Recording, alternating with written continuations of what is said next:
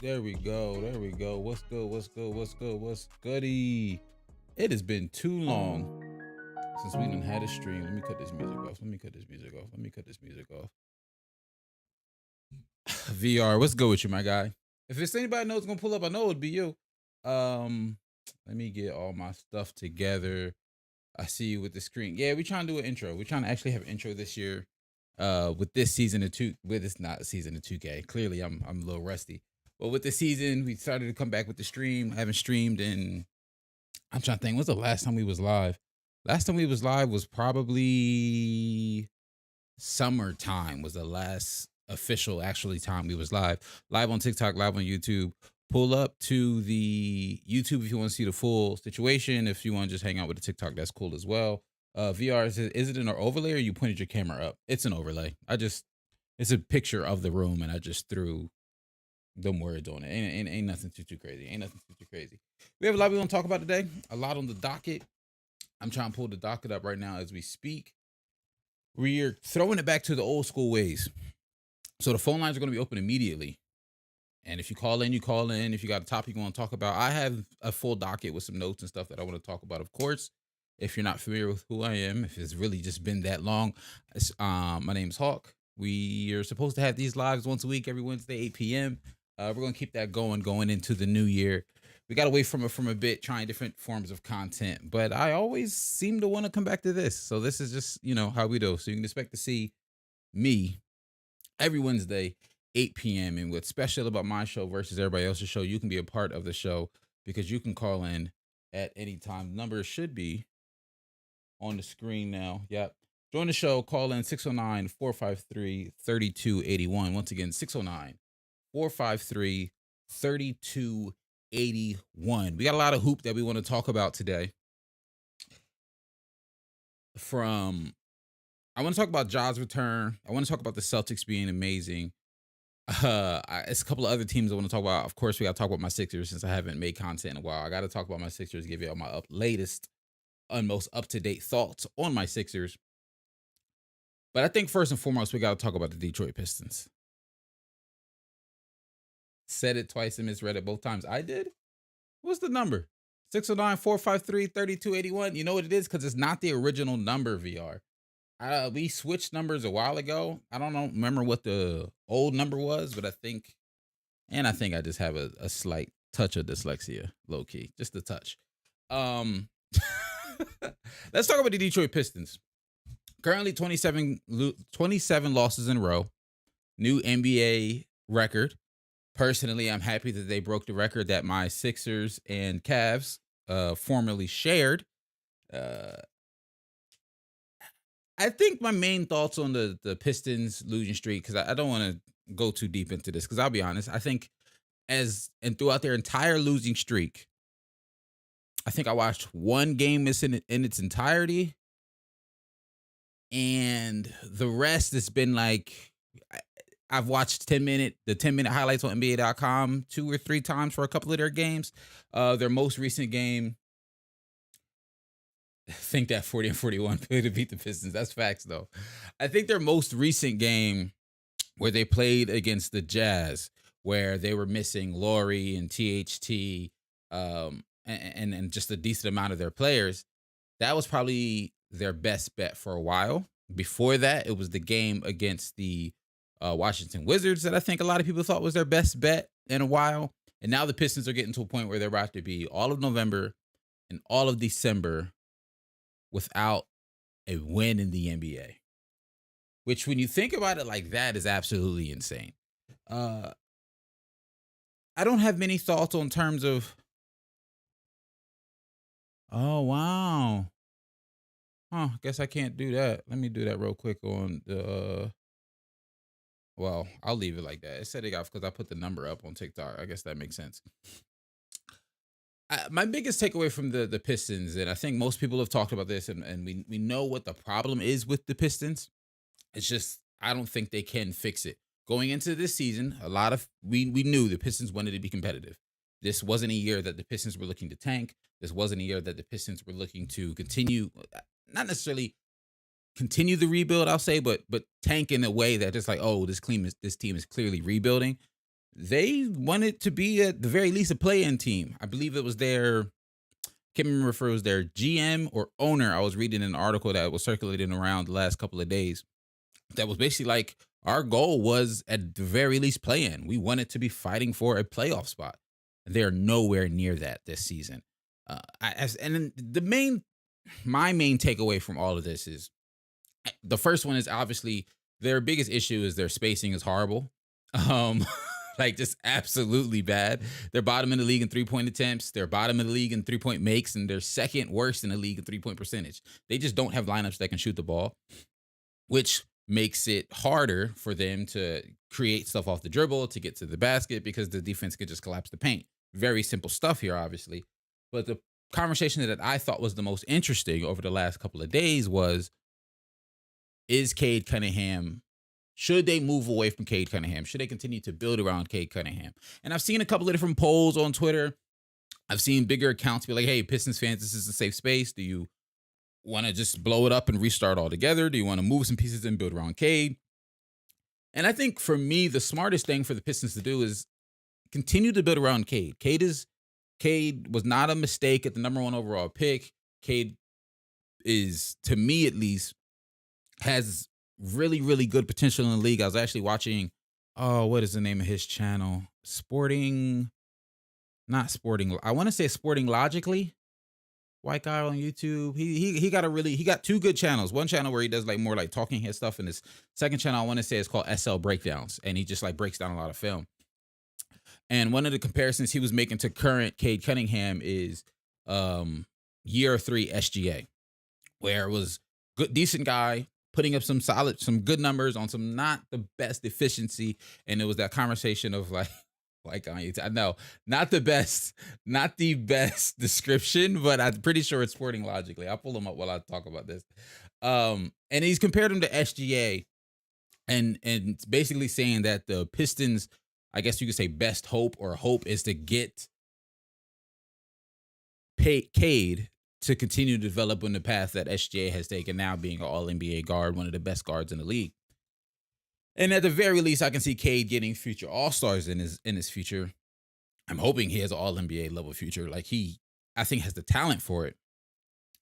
But when I watch the few games I've watched, and the 10-minute condensed version of the highlights I've watched, Cade is still very talented. Cade is still very skilled. I don't think there's anything to take away from Cade in terms of, just because this team is bad doesn't mean this isn't a decent player putting up empty stats on a bad team situation.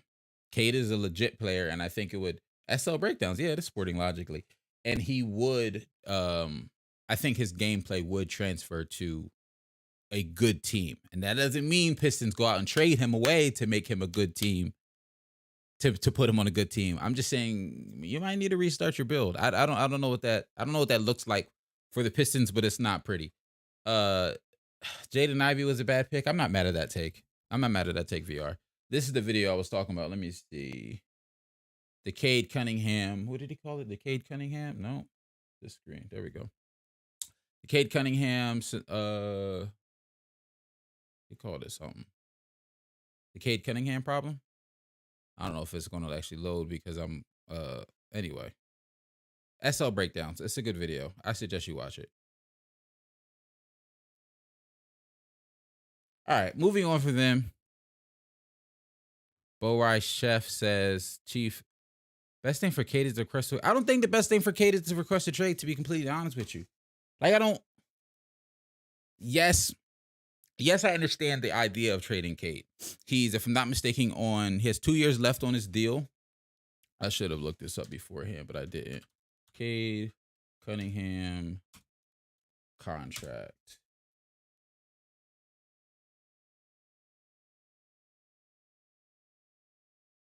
Let me pull this up.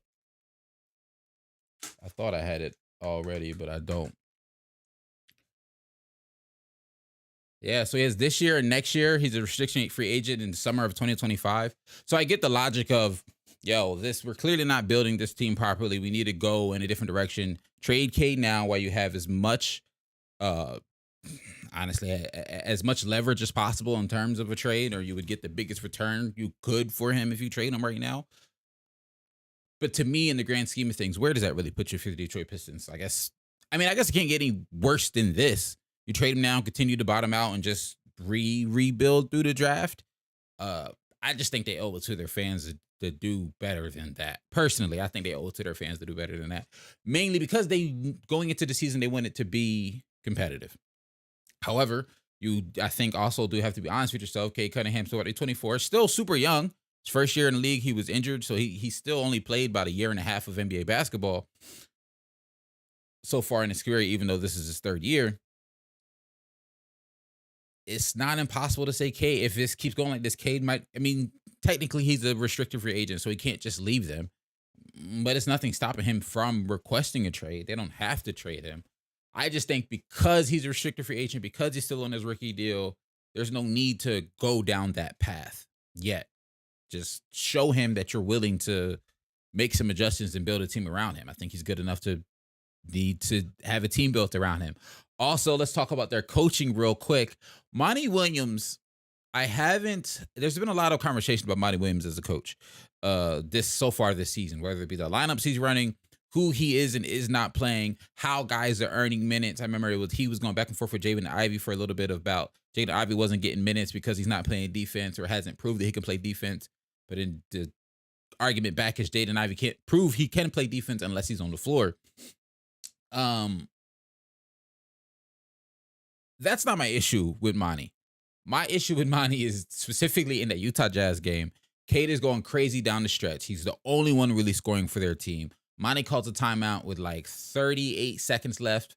I want to say they were down 2 or 3, and they draw up a play for, I want to say, it was Jaden Ivey to take a contested 3 with like 2 guys setting a screen, 3 defenders in front of him, just a really congested pull-up 3 on the right side of the court when Cade was the hot hand throughout that entire game. He was the only reason that team was in the game.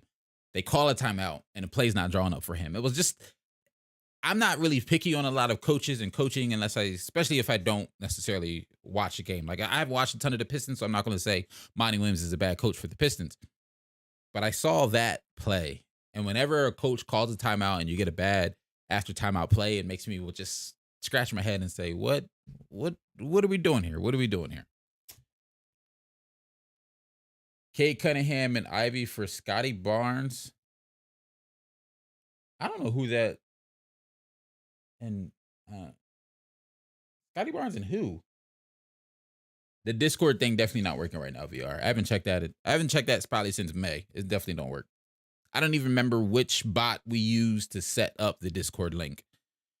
Anyway, moving on, I want to talk about, and yes, of course, the Sixers aren't necessarily second. I want to talk about Ja Morant being back. So Ja Morant's back from his 25-game suspension. And I don't want to say I forgot how good Ja Morant is, but in watching him, it feels like sometimes when I'm watching, I'm like, oh, that's right. Ja Morant is actually really, really good. Ja Morant is nice. Ja Morant has the ability to be, the way he's been looking like the best, like he solidified, not solidified. He came back in, and in these 4 games, he reminded everybody at NBA that, hey, I'm the best guy at getting to the basket. Like, I'm the best guy in the league at getting to the basket. And not only getting to the basket, but getting to the basket quickly, and then once in the air, making really, really, really tough layups and ones, game winners at the rim, making the defense get into foul trouble. He's one of the best at it. And obviously, we know this about Ja Morant. But it was so interesting to me to see how quickly the Memphis Grizzlies looked different. Like, how much better the Memphis Grizzlies looked as soon as Ja Morant came on the court. Like, it was just... Zayd, what's good with you for pulling up? Thanks for pulling up to the stream. Zayd says Ja is better than Hallie. I'm not mad at that. That's not, to me, not crazy to say, mainly because as much as I love Tyrese Halliburton, we've seen Ja Morant do this for like more than one season now. I think this season, mainly because Tyrese Halliburton got injured last year. We saw it for a portion of last season. But this season feels like maybe the first full season we're seeing Tyrese Halliburton play at this elite level, whereas we've seen Ja Morant play at this elite level for a couple of years now. He's been in MVP conversations before. I don't remember where I think he would have potentially finished maybe just outside or right at the 5th spot for top 5 for MVP voting last year, but then he ends up with all the suspensions, and I think that kind of tanked his MVP considerations. But that's the conversations that people were having about Ja Morant going into the throughout the regular season last year. Let me see. I had a couple of things that I thought were interesting in terms of the Memphis Grizzlies just looking better with Ja on the floor, because it frees up the ball out of Desmond Bane's hands more, so he's able to get involved in more catch and shoot situations. Jaren Jackson Jr. even has a really, really dynamic pick and roll partner now in Ja Morant. Not saying pick and roll between him and Desmond Bane weren't effective, but they're just going to be better with Ja. And just his ability, the team just looks more dynamic because teams have to prepare for Ja Morant differently than when they don't have them. Also, shout out to Marcus Smart. He's actually looked really solid over this in his last game back. I haven't seen a ton of Marcus. And gonna lie to you, I wasn't watching a lot of Memphis when Ja wasn't playing these first 25 games. I watched a couple of their games when they were still playing good in the beginning of the season. They started slipping some games. Marcus Smart got injured. I kind of tuned out, even though I got Desmond Bane and Jaren Jackson in fantasy. I wasn't locked into every game. But Memphis Grizzlies, since Ja Morant came back, I got that up, right? Memphis Grizzlies with Ja so far this season. Bane's averaging 29, 4, and 6. I wish this tweet didn't have true shooting percentages. I'm not really the biggest fan of true shooting. But Jaren Jackson averaging 21 and 7. Ja's putting up 29, 5, and 9. Main point here that I wanted to make. With Ja Morant, this team is completely different. Now, what does this mean in terms of how far can they go? Can they make it all the way back? I don't know. I don't know how far they can go. If you look at the NBA standings, I had it up earlier. I think at the very least, the Memphis Grizzlies should be a play-in team, if I'm being completely honest with you, because when I look at some of the other teams that are in the play-in or the bottom of the playoffs, I can see one or two slipping out. VR, you said give you Tyrese over Ja. I don't know if I don't agree, but I'm not mad at it. I don't agree, but I'm not mad at it. Tyrese has been playing absolutely phenomenal. Part of what makes Tyrese Halliburton to me so special, obviously, it's the passing, but what makes his passing so effective is his crazy ability to score the ball efficiently. He scores the ball really well efficiently. And that unlocks a lot of his passing game. Tyrese can help the Grizzlies more.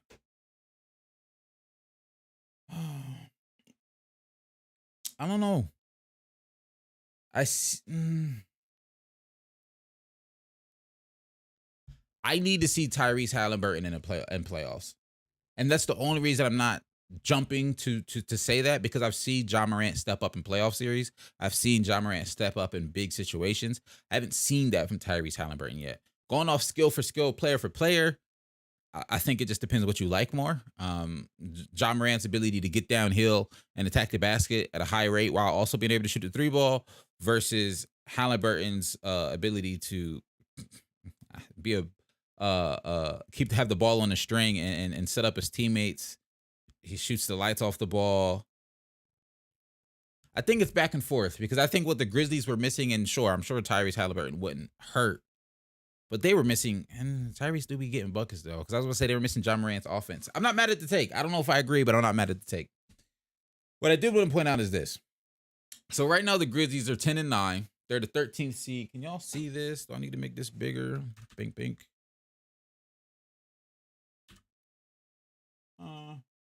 That's close enough. Close enough.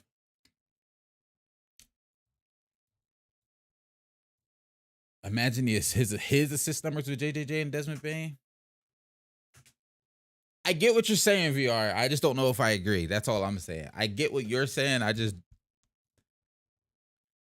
don't know if I agree, because to an extent, Ja's also not a bad defender. Tyrese is. So I think Ja's point of attack, not to saying he's the point of attack defender, but Ja's ability to play in passing lanes. Sometimes he got, the weak side help blocks that he gets that go viral. He really likes to play mainly playing in passing lanes because Desmond Bane's a lot of time their point of attack guy, or Marcus Smart's now their point of attack guy. I don't know. It might be because I just love playmaking over scoring, but I just love how he plays. I love how he plays too. This ain't a knock on Halliburton. Like, he plays fantastic. I just don't know if I'd pick him over Ja yet. I'll say yet because I've only seen 27 games of this version of Tyrese Halliburton. I've seen Ja do this in the playoffs before. I haven't seen it. We'll revisit it at the end of the season. It'll be an interesting conversation at the end of the season when we do our top 5 guards and stuff like that. Grizzlies right now, 10-19, 13th place in the West. Golly, they dropped. Even the Suns right now are out of looking on the outside of the play-in at 14-15. You got the Lakers and Warriors here at 9-10.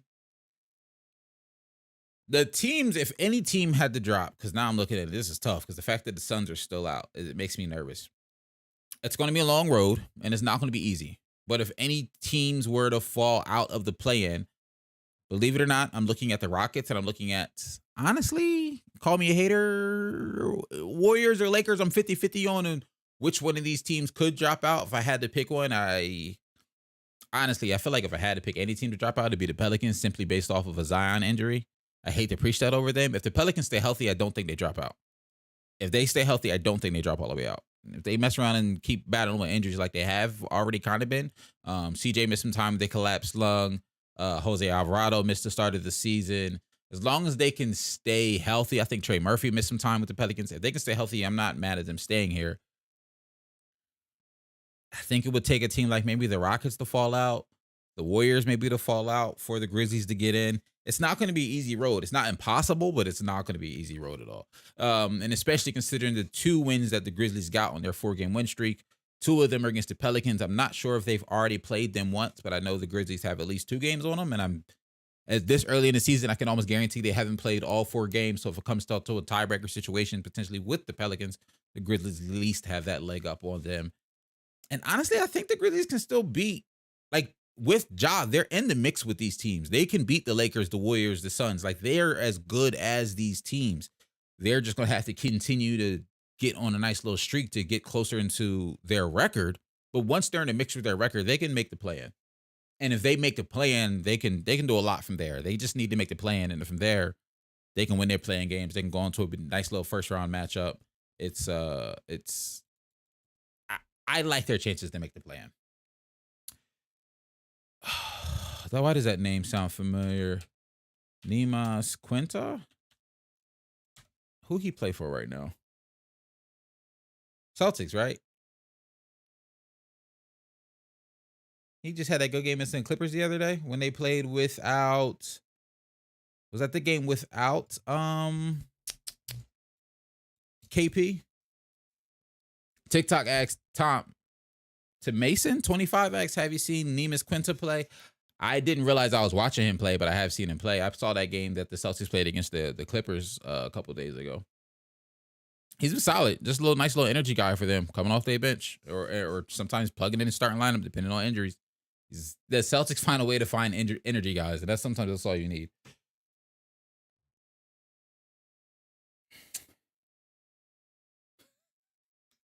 One thing I did want to talk about Ja Morant, and it's I think a conversation that we're going to be dealing with throughout the entire season, or at least a conversation that Ja Morant's going to have to deal with the entire season. After I wish I don't have the clip itself, but I have this tweet from Chandler Parsons, or this quote, I guess I'll say, from Chandler Parsons. This is after the sidelines out of bounds play. I want to say it was an overtime. Inbound the ball to Bane. Bane kicks it to Smart, and Smart throws the lob to Ja. Ja does the dance, you know what I mean? Pulls the triggers, throws the bazooka on the shoulder. At least that's what it appears to be.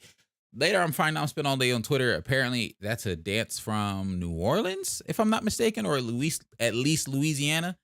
Don't quote me on that, but that's what Twitter has been telling me all day, that this is a dance from that area. showing other football players in the NFL doing the dance, showing players from LSU doing the dance. So it's something from Louisiana. I'll put it that way. Chandler Parsons had this to say on Running Back FanDuel TV. Chandler Parsons calls out John Morant after last night's celebration. What else has to happen to you and your family and your friends to learn? Make this about basketball. Make this about your life. Make this about your livelihood. Stop doing things like this. My only thoughts for Chandler Parsons when it comes to, or just people in general, because Chandler was the first person I think that I noticed to say something about this, but I guarantee you he's not going to be the last person to talk about how Ja conducts himself on, or I'll say mainly on the court, because this was just an on-court celebration. I don't think that's that big of a deal. Personally, I don't think it's that big of a deal. As wild as it sounds, honestly, the NBA's only issue with what Ja Morant did is that the whole world found out about it. If we're going to keep it a bean. The NBA didn't necessarily have any issue with any of his celebrations that he did on the court before. The NBA didn't have any issue with how he conducted himself in like interviews and anything like that before. It was just he went live on IG, or his boy went live on IG, whatever, at the wrong times twice, right? That was the main issue I think that the NBA had, is that the whole world found about it. I don't think there's a world where, or I think, let me rephrase, I think it's unfair to Ja, any NBA player really, for you to fully expect them to change what I would consider a harmless celebration. A nice dunk like that, everybody in the league is going to celebrate. And I saw another interesting tweet underneath this same thread had another interesting tweet that I thought was, honestly, it made sense. This is from Ebris11. Let me see. Good Lord, all this is too small. But when LeBron shot air guns and smoked a few weeks back, it was perfectly okay with everyone. I hate the hate that everyone gives Ja. I probably couldn't have said it better myself. We remember when Ja was, Bron a couple weeks ago was, passing it around when the Lakers was rolling during them in-season tournament games, nationally televised games. One of LeBron's biggest celebrations is cocking the gun and putting it, cocking the joint and putting the magazine in. So, I think this is specifically because it's Ja and the history that he has, getting off of the suspension, this, that, and the third. But I just hope this doesn't continue to be a continuous conversation throughout the rest of the season. It's literally his fourth game back, and we're already having this type of conversation.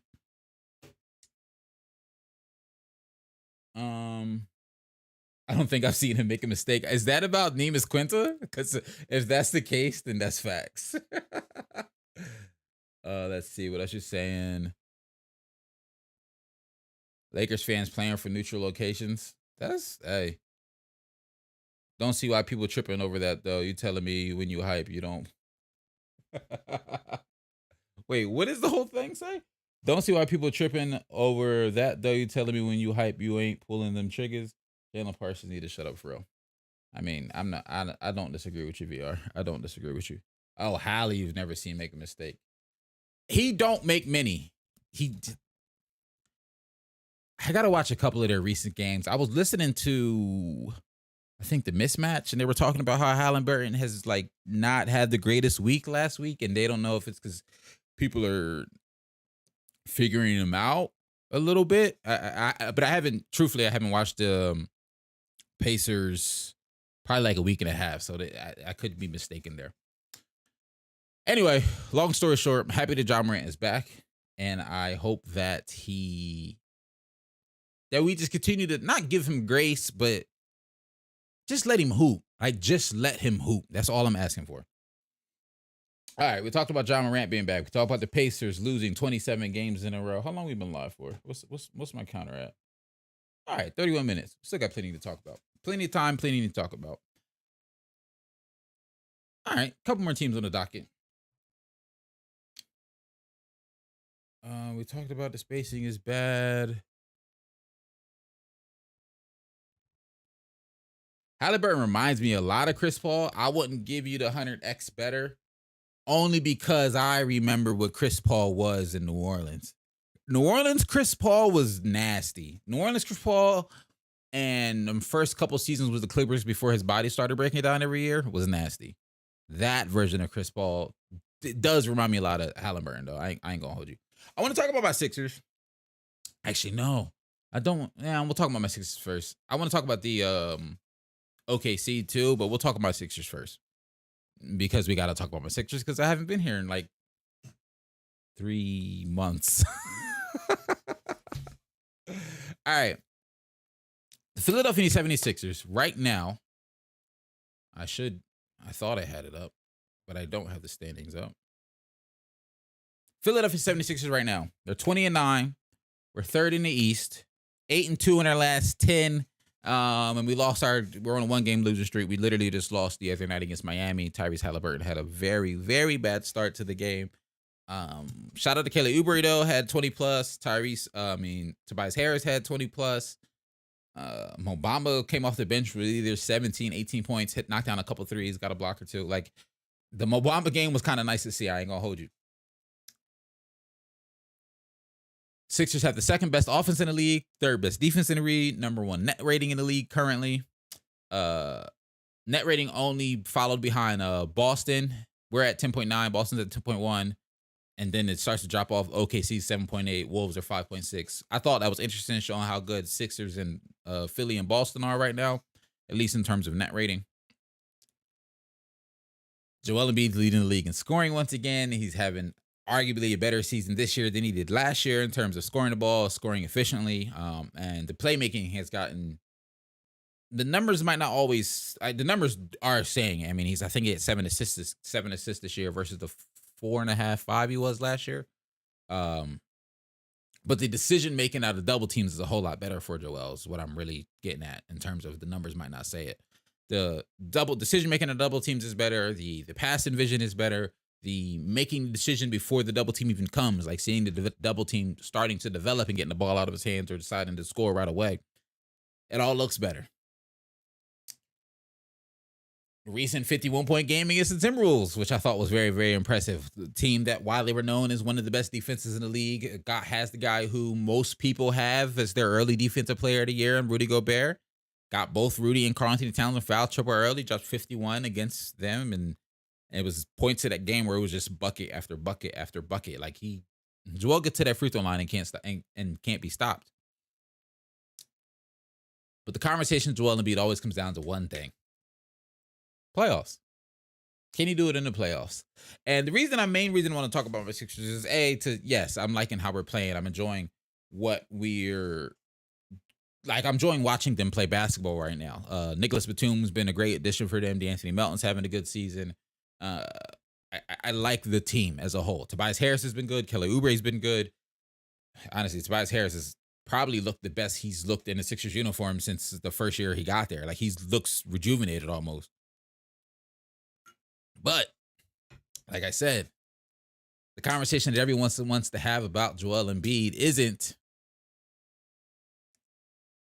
how good are you in the regular season, it's how good are you in the playoffs. It's can you get past the second round. It's I saw a tweet the other day, Heavy did. It was name 5 Joel Embiid iconic playoff moments or playoff performances with the Samuel L. Jackson Pulp Fiction meme. And I get the conversation around Joel. I do. At this point, people are expecting him to step up in the playoffs. At this point, people are expecting him to showcase what he does in the regular season and the playoffs. I think that's the bare minimum that people are asking him to do. I don't think most people are asking him to, honestly, even to pull a Kawhi and turn it up to some ungodly level in the playoffs. Just continue to do everything you did in the regular season. Just do that in the playoffs.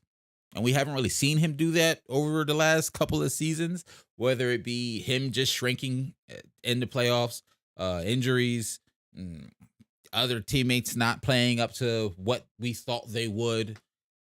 There's a myriad of excuses of why Joel Embiid and the Sixers haven't made it past the second round of the playoffs. My only point here is, and I encourage, and maybe it's to just combat the NBA discord that I've seen, where it's gotten to the point of,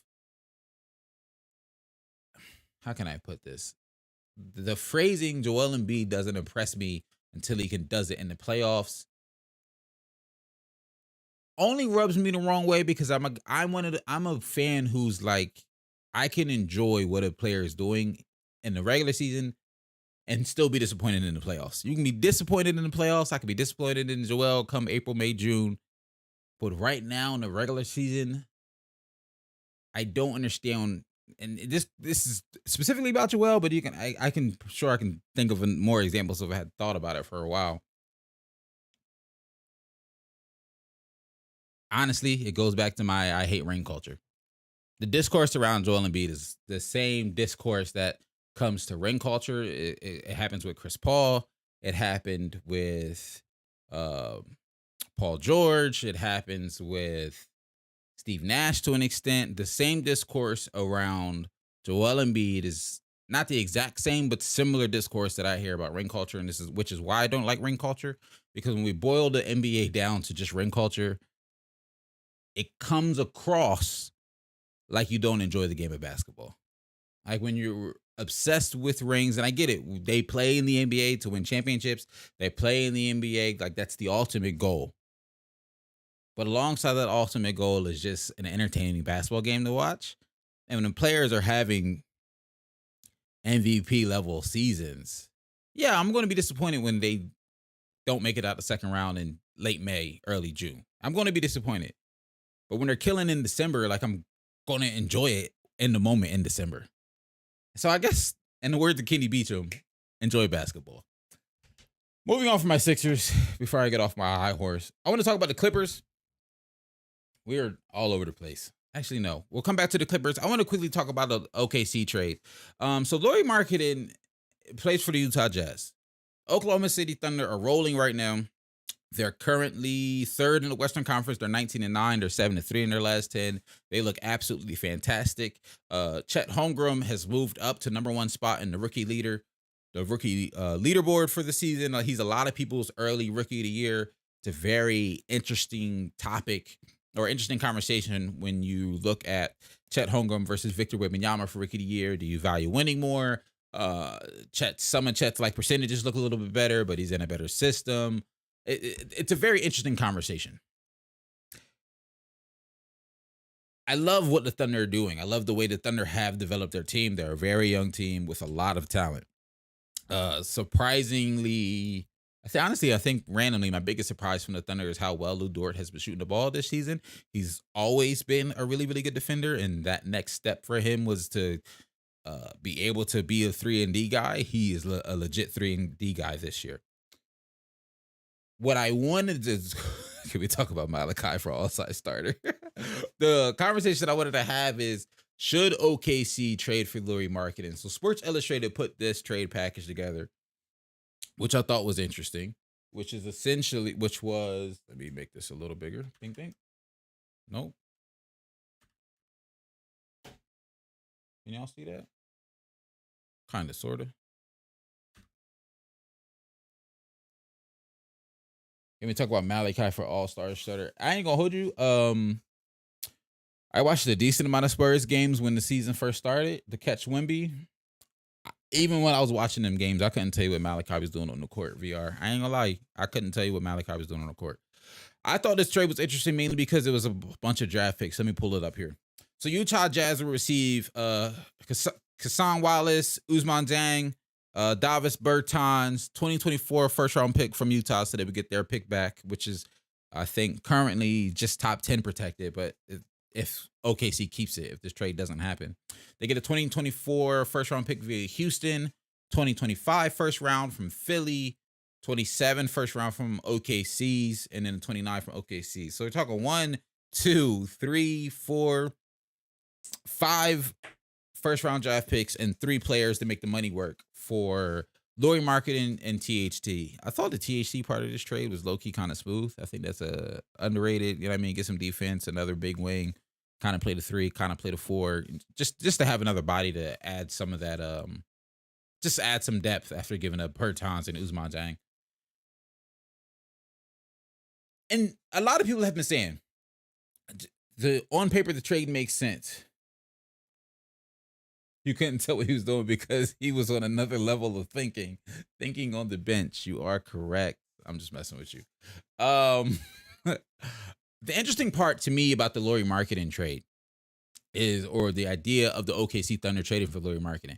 On paper, or you boot up 2K, yeah, it does make sense. You got a guy who can put the ball on the floor, who can shoot the ball well. You can slot him at the 4, have him play right alongside Chet Holmgren, and now you have this 7-footer lineup that can put the ball on the floor, make passes, drive to the basket, shoot the open shot, like create their own shot and create for others. You get a very, very, it probably honestly might be one of the most, if not the most, offensively versatile front court in the NBA if you partner Chet and Lauri together.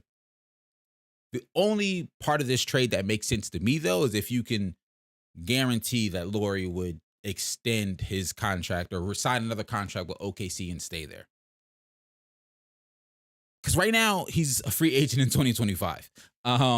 If they can make a deal, if they can talk to Lauri before, be like, hey, if you come here, see how it plays out. If you like it, what are your thoughts on re-signing to OKC? I would at least try to have that conversation with Lauri beforehand. Because on one hand, it's like, yes, you got to move these draft picks eventually. OKC has to do something with these draft picks. They physically cannot draft all of these guys because they will not have enough roster spots on their team if they draft all of the draft picks that they have over the next couple of years. I want to say like 15 or so draft picks in like the next 4 or 5 years. They just don't have enough roster spots for these players. So in theory, yeah, you got to package some picks, ship them out, try to get a couple players in to move the needle, make the difference. I think the question that OKC has to ask themselves, and the reason they probably haven't made that trade yet, is how much does Lauri Markkanen move the needle for us? Are we contenders with Lauri Markkanen? Because I know we got like 15 draft picks, but it's still 5 picks. 5 draft picks is 5 draft picks. Are we contenders with Lauri and THT?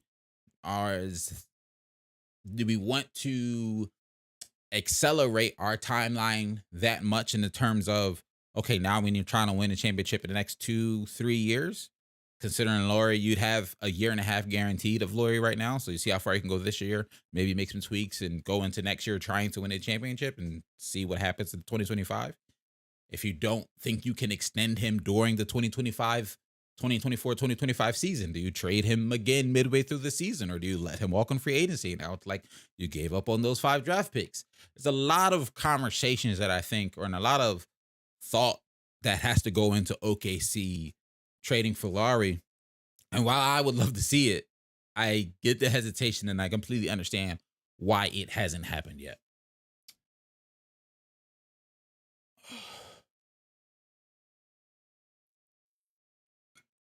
All I know is me and Malachi got a couple of dubs on Fortnite a bit ago. For that, automatically deserves a starting spot in the All-Star game.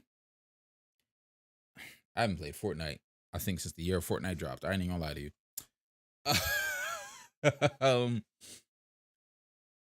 All right, moving on from the OKC. Long story short, I would love to see them trade for OKC. I would love to see OKC trade for Lauri Markkanen. However, I fully understand and realize it's not as simple as just wanting them to do it. Is it Carlo asked thoughts on Scoot's improvement over the last couple of games? It's actually been pretty solid. I want to say last game he had 17 on some halfway decent shooting. Looked calmer in the inside the arc game. Like he wasn't driving to the basket, looking to always go to the basket immediately. He had some poise to him, was able to pace himself, find the open man, read the defense a little bit better, had a couple of nice looking assists in their last game against, I can't even remember who they played. Oh, against the Kings. It's funny. I purposely didn't watch that game last night because it's the Kings playing the Trailblazers. That's a dub for the Kings. Like I wasn't really that interested in it. I wake up the next morning and the Kings lost. So when watching the 10-minute breakdown, Scoot just looks a little more poised to me. Scoot looks like he's taking his time with the ball in these last couple of games. He's reading the defense better, like I said. Point guard is a hard position to come into. I think we've gotten spoiled with a lot of point guard with these last couple of point guards and coming into the league and like really hitting the league by storm. Looking at Ja. Honestly, that's it. Because people are saying, like, you can have a conversation like people are loving De'Aaron Fox now. People are loving Tyrese Halliburton now. People didn't love them. Like, they weren't terrible in their rookie seasons, but they weren't great their rookie seasons either. So, like, just point guard and center, I think, are two positions to me that take a lot and a while to learn as a rookie, especially if you're just going to be inserted in the starting lineup. You're going to go through those growing pains in front of everybody if you get inserted into the starting lineup as a point guard or center. And that's what Scoot's going through right now. All right. Let's talk about let's continue the conversation on the Kings. Yes, lost last night against the Trailblazers. Two thoughts I have on the Kings, because right now the Kings they're 12-7. They're 6-4 in their last 10. They're 6 in the Eastern Conference. Still look great offensively. My only thought right now off the top of my head for the Kings that I wanted to share is that give Keegan Murray some time. Give Keegan Murray some grace. Because there are games where he goes crazy when he just had that. I want to say he dropped 40 the other day. What did Keegan drop just the other day? Let's look it up.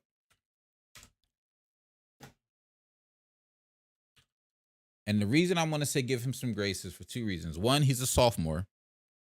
I think sometimes we have to remind ourselves of where these players are. He had 47 about a week and a half ago on the 16th against Utah, where he dropped 12 for 15 from 3. And then he has 25 the game after that. And then he has 13, and then 21, and 21, and then 5 last night against the Portland Trailblazers. Then the game earlier in the season, he was 1 for 7 from 3 against Phoenix. He had 13. 0 for 5 game here, an 0 for 2 game there, but then a 4 for 4 game here. Keegan Murray's a little up and down in the shooting right now. He is. But I think some of that comes from, like I said, he's a sophomore. So I think, teams now realize, you got to stay up on Keegan Murray, go over on screens on him. He can shoot the lights off the ball. And 2, why am I drawing a blank on their coach's name right now? Mike Brown is pushing him. Mike Brown's seeing how much he can get out of Keegan Murray. So he's asking him to shoot the ball, and every time if he's open, let it fly. And in the same breath, it's like, we kind of need you to be our point of attack defender. We don't have one of those right now. Keegan Murray, can you step up and be a point of attack defender? I think he has the framework for it. 6'8", 215, like bigger wing. Like he has the ability to be a point of attack defender, or at least take on some of the bigger matchups on a night-to-night basis. But that takes a lot of energy out of a guy. And the next, he's missing some threes on the other end. So give Keegan Murray some patience. That's my only thing I'm asking. Give him some grace. He's going to have a really great career. I like his game a lot. He's going to have a great career. If he can fine tune and hone in on some of his defense's ability and being able to play both sides of the ball at an elite level, which I think he can. I know offensively he can play at an elite level. If only to be a moving shooter, he can play at a really, really high level. But I think he can also play really good defense, and I hope that just continues to grow and we continue to see that.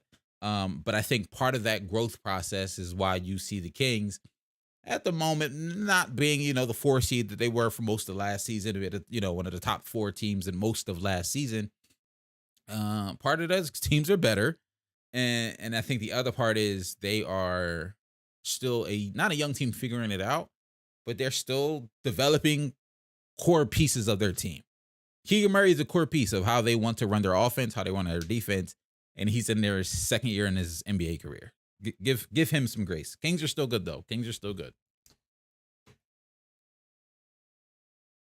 Yeah, Muta, he had 47 against the Jazz. 47 against the Jazz. He went 12 for 15 from 3. 80% from 3 is crazy. He went 16 for 23 from the field that game, and he still somehow snagged 8 boards. Also, low-key, not an underrated piece of his game, but if he can get a little bit more active on the boards at 6'8", I would love that. But I also get Kings run fast. He's getting out on the break. I see both sides. Some games he has 10, 11, 9 rebounds, and some games he has 3, 4 rebounds. So it's just, you know what I mean? Not consistency, but depending on who he's matched up with, you get different different rebounding numbers from him.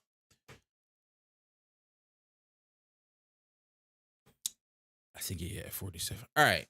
Moving on to we talked about OKC, we talked about the Kings, talked about my Sixers. Did we talk about the Celtics at all yet? They in the thumbnail. I don't even know if we talked about the Celtics at all yet. Two main things I want to talk about the Boston Celtics. It is not Jason Tatum or Jaylen Brown related, although they're continuing to have really good seasons. I do have a thought on Jason Tatum and Jaylen Brown when it comes to talking about down the stretch of games. So an interesting conversation that's been circulating in Bay Twitter, and I think it's mainly because they lost that game against the Warriors the other day, if I'm not mistaken. Let me see. I'm pulling up the Celtics schedule so I can actually speak to what I want to say here with context that makes sense. Yes. So they lost against the Warriors Tuesday, December 19th, 132 to 126. That game went into overtime. And one of the talking points or conversation pieces about that game is that the Celtics don't close out games well, meaning they shoot a lot of threes down the stretch. They shoot a lot of long twos. They shoot a lot of threes. Saying Jason Tatum, Jaylen Brown, even Derek White to an extent, shoot too many threes down the stretch where it's like, yo, it's only a 2-point game. Why are we shooting a 3? It's a 1-point game. Why are we shooting a 3? Let's get to the basket. Let's lose our size, get to the basket, get to the free throw line, get something easy. Two counterpoints I had to that is, one, I've seen them get to the basket down the stretch, so I don't have the numbers to back it up, but I've seen it. I'm curious if this continues to be a conversation that we have throughout the season. I might have to take some time to pull up some numbers so we can maybe have a deeper conversation on this. But my second point is, I'm not mad at the Celtics taking threes down the stretch of games to try to close out games, because I know they can make them. I've seen them make them. I have vividly seen the Celtics, specifically Jason Tatum, have a horrible game for an entire game, and then in the last 5 minutes, make like 6 threes. Game 6 of the second round against my Sixers last year. Like, I know they're capable of it. So if there's a random game in December where they lose to the Warriors in overtime because they didn't close out the game well, I will give them that. Personally, I'm not tripping. But what I mainly wanted to talk about is the defense and versatility of the Boston Celtics, and specifically, and we talk about this all the time, and I'm sorry for beating a dead horse, Kristaps Porzingis is single-handedly one of the best acquisitions the best non-all-star acquisition I think I've seen in a long time. Meaning, it's the guy who wasn't an all-star the season before he got moved, and honestly probably won't be an all-star this year. I don't think KP is going to make the all-star team. I don't see a world where, excuse me, it's not impossible, but I don't think the Celtics get 3 all-stars. Kristaps Porzingis, to me, now this is just off the top of my head, maybe I'm missing somebody, maybe I'm forgetting somebody, you have to remind me. But to me, he is single-handedly the best non-all-star acquisition I've seen in a long, long time. Like, at least 5 years. Maybe not 5. Maybe, though. Crazy enough, the one that comes off the top of my head that rivals this is PJ Tucker coming to the Milwaukee Bucks. Or Drew Holiday going to the Bucks. All right, Drew Holiday going to the Bucks might have been a bigger offseason acquisition of a non-all-star. Now that I'm thinking about it. One of the best non-all-star acquisitions is my point here. Kristaps Porzingis gives the Boston Celtics everything they had with Robert Williams in terms of the rim protection and the defense, but also the most offensively talented center that this team has had in the Jason Tatum, Jaylen Brown era. By far the most offensively talented center that they've had of this time frame period. Being able to protect the rim, being able to switch on the guards, but also being able to pop off the pick and roll and catch the defense lacking and shoot the open jumper or pump fake and go to the basket or stop short of all the way going to the basket and pull up for the midi because he has the ability to knock that down as well. It truly does a lot of times feel like a match made in heaven. The Christmas Day game against the Lakers, Kristaps Porzingis had an amazing game there as well. He's been great for the Boston Celtics. The other piece that I'm going to talk about is obviously Drew Holiday, who's continued to be great as well. Drew has the ability to play guard people that are bigger than him, and it just takes away a lot of the switching stuff that teams try to do to get a bad defender on. Like, they can put Drew Holiday on a big. So now when that big comes, they try to switch, get a big guard into ball handler guard, or that big comes to set a ball screen, they swap, and now it's Drew Holiday on the ball handler. Like, they can do a lot of things like that because of Drew, because of KP, that they haven't been able to do in years prior. And this is with the Celtics being really good years prior. Like, I feel like I'm beating around the bush here. I didn't write down as many notes as I wanted to say about the Boston Celtics, so I'll leave it at that. Kristaps Porzingis continues to be my favorite offseason addition. He's hands down my favorite offseason addition is Kristaps Porzingis. All right, I'm trying to think here. I don't know if I have anything else for y'all today. I didn't mean to do that. Hopefully I didn't just kill the stream, which I definitely might have. No? Stream's still alive? We're still good? All right. I think that's all I got. Last thing before we get up out of here. Oh, yeah, I guess we can do an all-star vote. VR, that is an excellent idea. I forgot to do that. You think your local YMCA team can beat the Pistons? No. My thing is about, and I know you just messed with me, VR, but I know a lot of people who think like this. At the end of the day, the Pistons are still NBA players, and there's a whole bunch of guys who are like 6'8", 6'7", 6'6", 6'9", 7 foot. Like, at the end of the day, they're still giants. So no, I don't think my local YMCA team can beat the Pistons. Let me mark this down. I'm actually going to open up the all-star voting. I haven't even looked at it yet, so let's do that on stream. But real quick, before we get to all-star, last team I wanted to talk about was the Clippers. Clippers recently were on a 9-game win streak. They just lost to OKC and Boston back-to-back. Then they beat the Hornets in their last game without Kawhi Leonard. Like, last night, 2 nights ago. Games are blurring. Days are blurring together. They were 7-10 before the 9-game win streak. 7-10 before the 9-game win streak. The streak started. Now, y'all remember. Russell Westbrook, that's the comment. Y'all remember when James Harden got traded? The Clippers lost 4 or 5 games in a row, something like that. And Tyronn Lue, around that time, I said, this is going to take some time. Give us 10 games to figure it out. Give us 10 games to get it together. That 9-game win streak started two games after the 10-game, the 10-game marker. After that 10th, so after Ty Lue says this, 12 games later, their 9-game streak starts. And they've been 10-2 since, the beginning of the 9-game streak. The Clippers look really good for a couple of reasons. First off, I'd say the main reason that the Clippers went on that streak and the main reason they've been so good and look so good is Kawhi Leonard is clicked into that next level and gave us a preview of what he does in the playoffs. During the win streak, Kawhi Leonard, 29 points, 50% from 3 on 5 attempts a game, 61% from the field. For comparison, before the streak, he was 21 points a game, 39% from 3, and 39% from the 3, and 47% from the field. So just Kawhi has turned it up to that next level. He's shown us like, when it's time, when it's playoffs, I can hit that next tier, go to the next level. Now Kawhi is actually been out for the 3 games in a row with a left hip contusion. My main thoughts, and then the other reason, honestly, I think is James Harden just finally looks comfortable. The Zubac and James Harden pick and roll continues to look better and better. James Harden is finding him in the pick and roll, finding him on those pocket passes, finding him on a couple of lob passes, knowing where Zubac likes to receive the ball on the screens. Zubac's learning how Harden likes to receive screens, and their screen action looks better and better. I say specifically Zubac because there have been times when it's been Plumlee on the floor, or they try to be simply because of cross matching and things like that.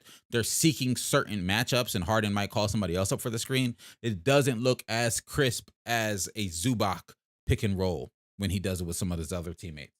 It's getting there. It just doesn't look as crisp yet. But the main thing I wanted to point out was looking at Kawhi's during the win streak and before the win streak, because everybody looked at me crazy. Kawhi was on all cylinders since their win streak started. I wonder what was up with him. I wonder what was up with him early. Muta said on TikTok, Lisa Watkins, what's up, bro? What's good? Got distracted there. What was I saying? Yes, that's a good point. Kawhi was on all cylinders since their win streak started. I wonder what was up with him early. Early in the season, during their little bit after James Harden got traded, it was probably somewhere in that 4-game skid. I think I made a TikTok about it, and no one agreed with me. And essentially, all I was saying was I would like Kawhi to be more aggressive in terms of getting to his spot, not necessarily taking more shots, but getting to his spots and making simply making the shots, doing what he did during the win streak. I don't know how sustainable 51% from the field and 50% from three and 61% from the field is. I don't think he needs to be that level of efficient, but I think he needs to be, as weird as it sounds, play off Kawhi throughout most of the season. I don't think Kawhi can skid by isn't the word, but go through the motions is the word I'm looking for. When he gets to his spots, he has to be efficient and attacking and looking to score at efficient level, because, and the reason I say this, with how this team is constructed versus how the Clippers have been constructed basically since Kawhi and PG have gotten there, I'm thinking back to the Lou Will days when they had Montrezl Harrell, when Norman Powell was still giving you almost 20 a game. There were a lot of other guys in that team that were averaging 13, 14, 15, 16. Like, I was looking back at some of their old rosters, and there were some rosters where it's like 6, 7 guys in double figures for the season. Now, granted, some of those years, because depending on trades, some guys only played 20 games here, 30 games here, whatever. But there was just more scoring available outside of Kawhi and PG in previous years. At least so far into the season this year, I haven't seen that from them. Now, the counter hope could be, Kawhi, you just need to step up and be this efficient until we find a way to get more guys involved and more people start stepping up and scoring more. Or maybe Terrence Mann starts to score more and things like that.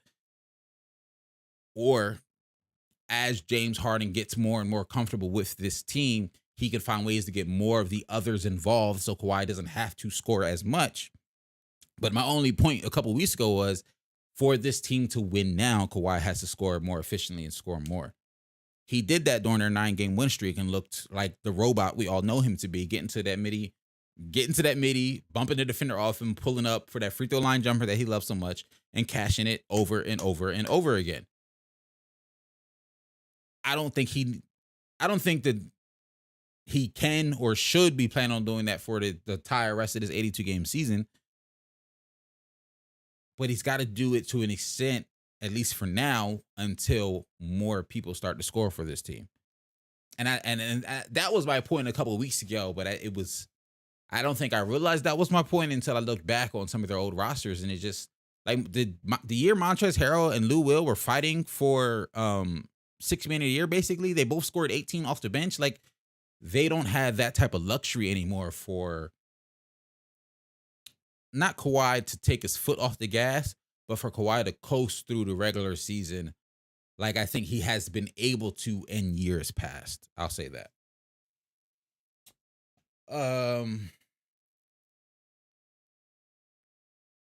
Because one could say, well, why doesn't PG step up more? PG can do more. I love PG, but I don't know how much more you're going to get out of him. Before the streak, 21 points, 44% from the field, 47%, 44% from three, 47% from the field. During the win streak, it was only 23 points on even worse 3-point shoot. Oh, all types of backwards. 21 points, 44% from three during the streak. Before the streak, it was 23 points on 37% from three. 37% ain't terrible. It's still high 30s. Paul George is typically around either high 30s, low 40s in terms of 3-point shooting with his um efficiency, the volume that he shoots at. He's shooting 8 attempts a game right now. I don't know if you're going to get much more efficiency from him, but I know you can get more efficiency from Kawhi, and I think they're going to have to lean on Kawhi to continue to win games, continue to like the Clippers have the talent to be a team that could be fighting for home court. Like that could be a top 4 team in the Western Conference. Honestly, there are a couple of teams that could be a top 4 team in the Western Conference. But to me, it makes sense. I wouldn't be surprised if I see Clippers in top 4. It makes sense for them to be top 4 to me. When I just look at the landscape of the Western Conference, the volatility in some of the other rosters, the Clippers have a chance to be top 4, but they're only going to be top 4 if they're clicking on all cylinders. Muta says PG has stepped it up too. Not the craziest, but a good all-star level player. I mean, yeah, PG going to be an all-star. Like, well, let me rephrase. PG is going to play at all-star level. I don't know if he's actually going to make an all-star team this year, depending on record and stuff like that. But I don't know, man. I like what I've been seeing from the Clippers so far, and I just wanted to take a second to show them some love because I was one of the people that was tough on them to start. Like their defense looked really bad in the start of the season. Their pick and roll defense still doesn't look amazing, but at least Zubac and Harden are communicating a little bit better in terms of how they want to handle the pick and roll and how they want to handle switches and how they want to handle off-ball movement. Because during that 4-game losing streak, their defense looked really, really bad. You know what's funny about this VR? Dennis Schroeder is easily currently better than Fred ever was on the Raptors. I'll be honest, I don't know if you're trolling or not by this. I'll also be honest, I haven't watched a ton of Raptors this season. I'm gonna make it a point to try to watch some Raptors recently. I've been told they're not been playing well these past like week and a half. The Raptors are 12th in the East right now. 11-18. 2-8 in their last 10. What happened to Scotty Barnes going crazy when I was just watching him? No, I get that he's a legit good player. I just don't know if he's better than Fred ever was on a Raptor. That's what I'm saying. I don't know how good Schroeder's been this season, to be completely honest with you. He is legit a good player. I mess with Schroeder heavy. Like I like his game. Like I said, I haven't watched a ton of Raptors in the last couple of weeks. Who have they played to be 2-8 in their last 10 though? Now you just got me. We were supposed to be doing all-star voting, but now I'm just curious. No. NBA standings. Here we go. Beat the Wizards makes sense. Lost to the Jazz. I get it. That's a bad loss to me, but I get it. It's a bad loss if you're the Raptors trying to make the playoffs. It's a good win for the Jazz though. Sean Cleary, thanks for pulling up to the stream, man. Appreciate you. Raptors need to blow it up and tank for a year or two. The Raptors are interesting because the Raptors to me honestly, the Raptors players have been in trade rumors for like the last 2.5 seasons. When KD was up for grabs, there was conversations. OG's been in conversations.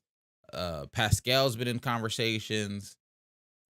The last trade conversations I was hearing was saying blow it up and build around Scotty Barnes and go from there. Geez, I don't know. Lost against the Nuggets, that's understandable. Split with the Hawks, okay. Beat the Hornets, lost to the Hornets. Yeah, Raptors are splitting with interesting. Like December 8th. I can't remember if LaMelo was injured by then or not. If that's a LaMelo without LaMelo, that's a bad loss. If that's not with LaMelo, let's see real quick. It got me off. Dang, that's not with LaMelo. Y'all let 4 dudes score. Okay, I mean, it might be time for the Raptors to go ahead and pack it in. I didn't realize they were having this big of a slump right now. I'm not gonna lie to you. So I'm just distracted looking at who they play. Lost against the Knicks, lost against the Heat, makes sense. Lost against the Knicks back to back. Knicks are a better team, it makes sense. And that's group stage. Nets lost, Cavs lost, beat the Bulls, lost against the Suns. Close Pacers win, run up the score makes sense. Lost against the Magic makes sense. I I didn't peep this. The Raptors were struggling like this. I'll be completely honest with you. I did not peep the Raptors were struggling like this. I didn't do a standing prediction going into the season, but I don't know if, almost 30 games in, I would have thought the Raptors would be 11-18. What's that, 29 games in? No. Yeah, 29, almost 30 games, 29 games in. You're only a half a game back from the Hawks for the 11th seed. The nasty thing about the Eastern Conference, I'm going to tell you this is the nasty thing about the Eastern Conference. Couple of wins, like you're not too far from the Bulls for 9. I mean, for the 10 spot. Honestly, not OD behind the Nets for the 11th to 9 spot. I don't, you know what I'm saying? I don't know if you're going to catch these teams, but y'all got the same amount of losses as the Bulls. You just got to win a couple more games and you got that 10 spot. And the Bulls are only rolling lately because they letting the young guys hoop, and Kobe White's going crazy right now. It's another team I need to watch a game of sooner rather than later. All right, let's do some All-Star voting before we head up out of here. We've been streaming for about an hour. Masai needs to get fired on God. How long has Masai Ujiri been the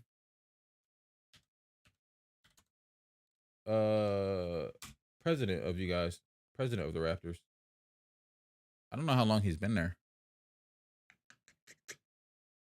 Masai Ujiri. Reset.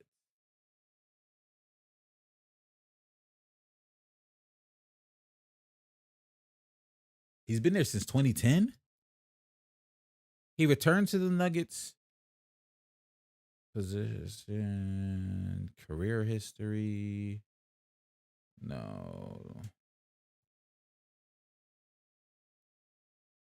Oh, since 2013? Replacing Colangelo in that capacity. Oh, he replaced Colangelo? He's the reason the Sixers got Colangelo? Oh my gosh. Those are some dark days. Yeah. So, I mean, he been there for about 10 years. He got y'all a chip. The DeRozan years. LeBron toe. Like, he's been there for it all. All right. Let's do some All-Star voting. All-Stars is open for voting, if you didn't know. All-Star game is in Indiana this year. They're going back to the original the original normal regulation game style. It's East versus West. It's 4 12-minute quarters like a regular NBA game. They're not doing a draft. I'm excited to see what this All-Star game could be. A lot of complaints have been over the last couple of years.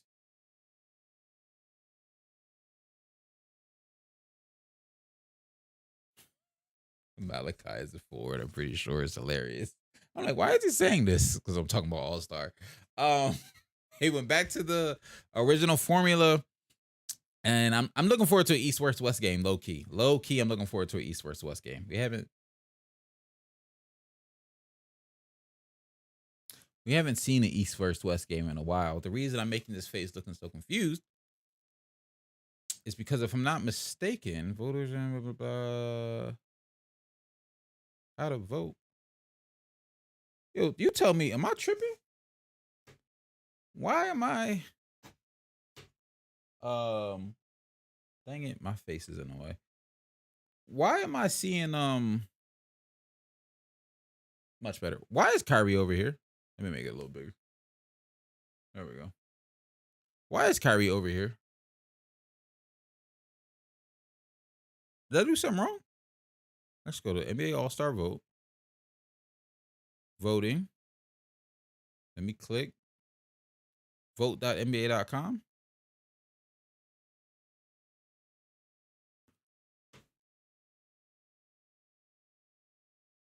Bro,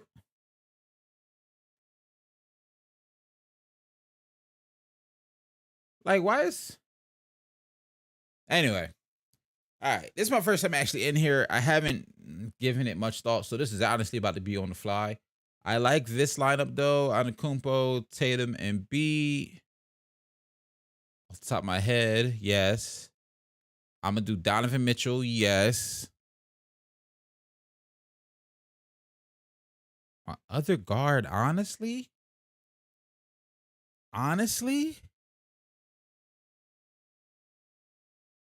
dang, we were just talking about Trae Young a week and a half ago of like the Hawks as a.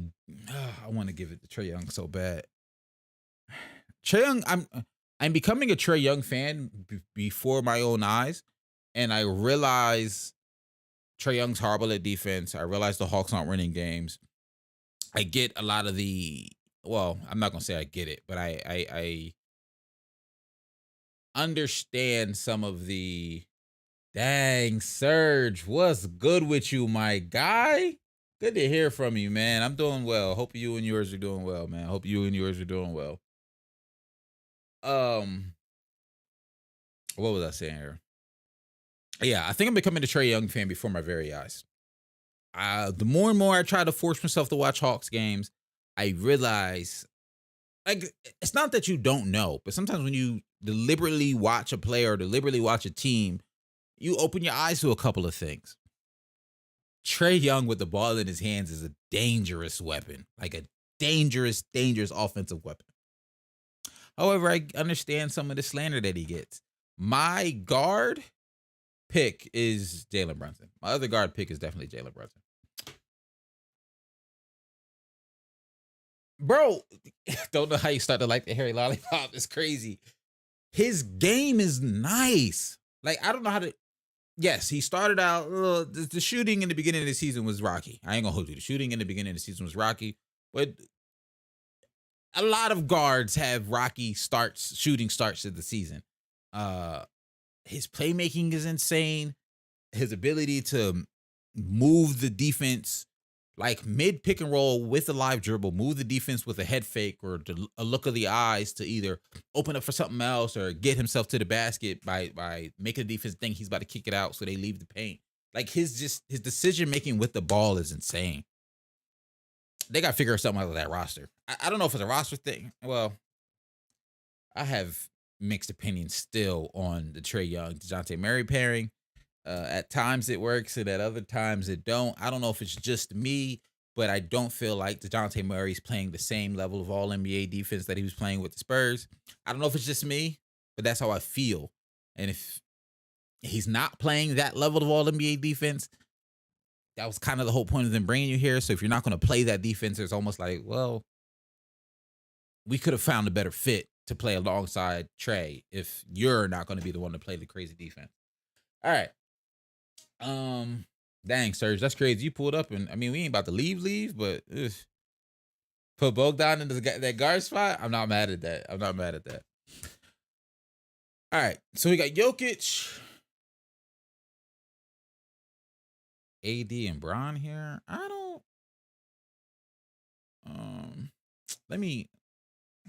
I'm gonna get rid of both of them for now. Let's see what the rest of this front court in the Western Conference looking like. Because I'm not gonna hold you. I want to put Kevin Durant in here. I definitely want to put Kevin Durant in here. He's been carrying this. His scoring output and how he was carrying the Suns when Devin Booker was out still, and then playing alongside Devin Booker has really, really been impressive. Yeah, I think I'm gonna add KD in there.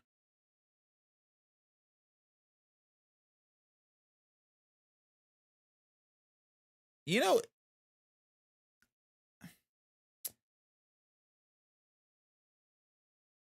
I get Bron. I guess I gotta do Bron, right? Like, it's crazy to not have Bron in there. Like, it's crazy to not have Bron in here. I want Karl-Anthony Towns to make an all-star team so bad. He's actually having a really good season. I don't think he's going to be a starter, but I would love for him to come off the bench.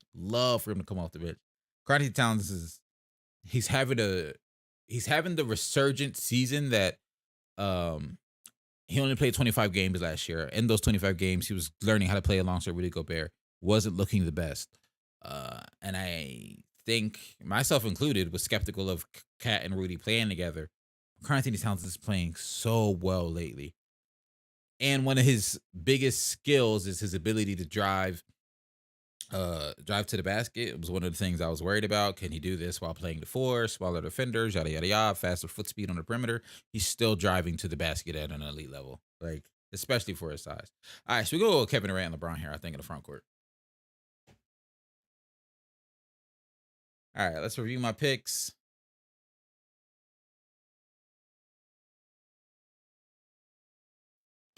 I agree. Well, no, I agree here. SGA has to be here, right? SGA has to be there.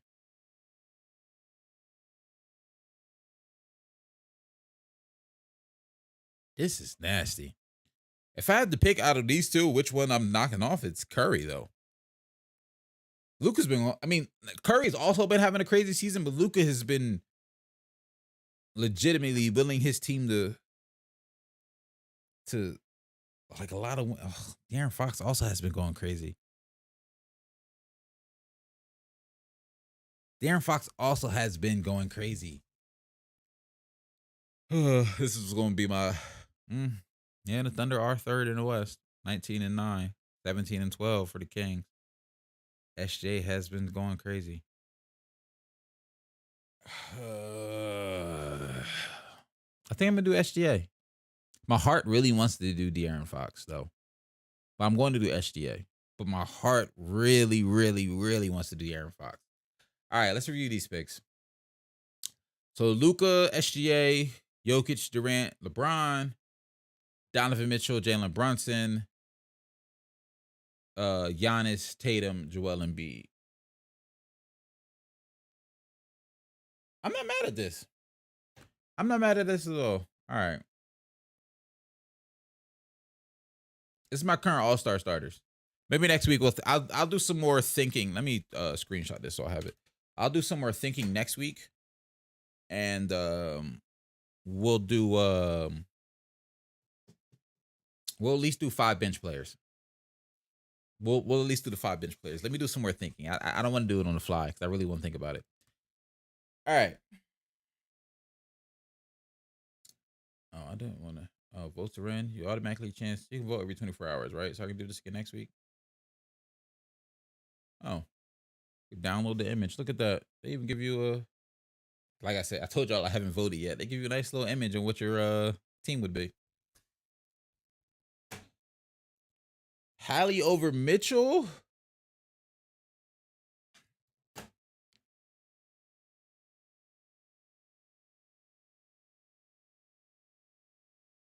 I can see it. I'm not mad at it. I can see it, Serge. I'm still going Mitchell, but I'm not mad at it.